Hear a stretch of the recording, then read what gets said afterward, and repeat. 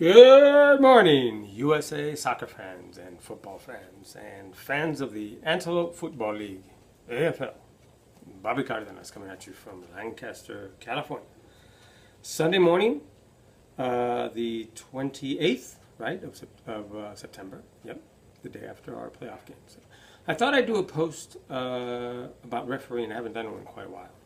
So, of course, I'm in one of my referee uniforms, right? Double watches. Badge, whistle, color coordinated, right? As I always do. I'm just that way.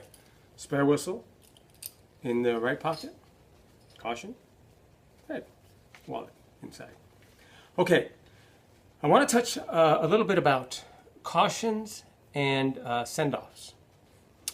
Particularly because something came up yesterday in one of our games, one of our playoff games, while I was on the sideline viewing the referees, viewing the game, as I do, taking care of business. Holy crap, the phone is ringing. Hopefully my wife answers it so it doesn't continue to ring. Otherwise, I gotta redo this. I'll continue. Let's hope for the best.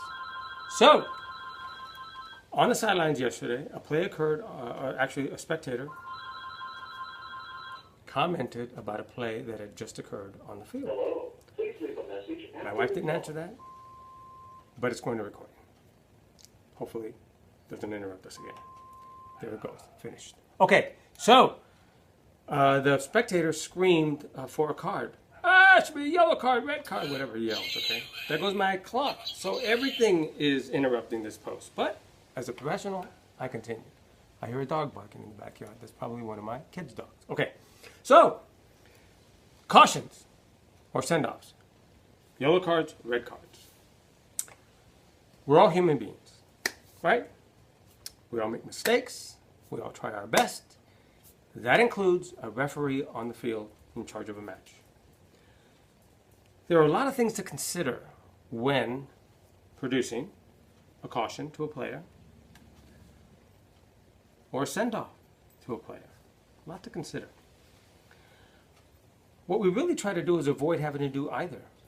If you can talk to the players during the play and avoid it getting to the position where you have to do this, that's ultimately what we should strive for, to keep the game flowing for the benefit of the beautiful game, the benefit of the match, and the benefit of the players. But on certain occasions, you do have to produce these cards. Sometimes they're mandated that you must do this. And referees, for the most part, hopefully do. Some may not still, because as I said, we're all human. For instance, if a player receives 2 of these, the next thing he receives is this. And it has to happen. You don't have a choice. Once you've issued a player a caution and you issue him a second, as a referee, you must issue him then a send-off. That's pretty cut and dry, right? Let's say something has occurred, though, that could warrant a caution. The one thing that we have to consider as referees, a lot of referees probably don't even consider, they don't even realize they're supposed to consider it, but it's stated right here in our advice to referees. Because remember, our law book is tiny. You got to go to something like this to really understand the game.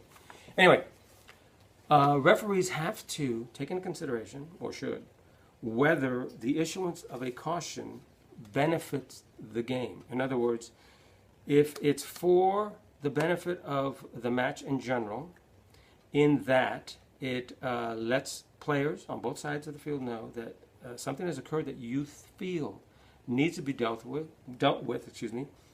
in a pretty serious manner. Because getting one of these is pretty serious, okay? In that, it might calm things down. Players are getting a little out of hand, they're getting crazy. Or you're just trying to specifically deal with one player who's getting out of hand and saying, look, for the benefit of your team, calm it. There are certain things that mandate this. Denying an obvious goal scoring opportunity. Handling in the area, denying a goal. 2 yellow cards. Serious foul play. Violent conduct. Foul language. But if you're watching a soccer match on the TV or on the field and something like that occurs, do they always result in a send-off? Not necessarily. Depends on the referee. Depends on his level of experience, or she. and what he or she feels has occurred and how he or she feels it should be dealt with. Excuse me. A lot of things to consider. So ultimately, though, we try our best. You as parents, though, and as coaches on the sideline, and as players on the field too, concentrate on the game, play the game, let the referees do their job, because ultimately, whatever the referee decides, you have no chance of really changing it. The only thing that's going to change a referee's mind before play restarts after he's issued something like this, or hasn't, is if he takes time to discuss with his assistant referees, and maybe a change needs to happen in either something he did call or something he didn't call, or she. Okay, but 99% of the time, you as a player, no matter what you say or do, not going to change anything. So, better to just continue with the play, such as happened yesterday in one of our games where a call was made for a foul, and the player who was fouled, and no injury occurred or anything, is in the position to take a quick free kick to better for his team. He wasted time by arguing with the ref why it wasn't a yellow card, and everybody else on the field is arguing. You know what? Play the game. It would have been better for you to restart the play as fast as possible, possibly score a goal, and at that point the game was tied. You would have won. You'd win in extra time. There were PKs, all that stuff. But anyway, so let me end this because I have to go continue watching games from yesterday, and when I do that, I'll become a civilian and I'll be able to drink one of these. I can't do it right now while I'm wearing my referee uniform. Wouldn't be proper, right? Respect the shirt. Respect the badge. Respect the beautiful game. So, what do we say?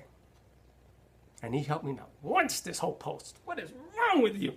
We say, seriously, say no to racism.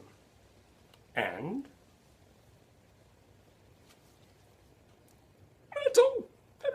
go! USA!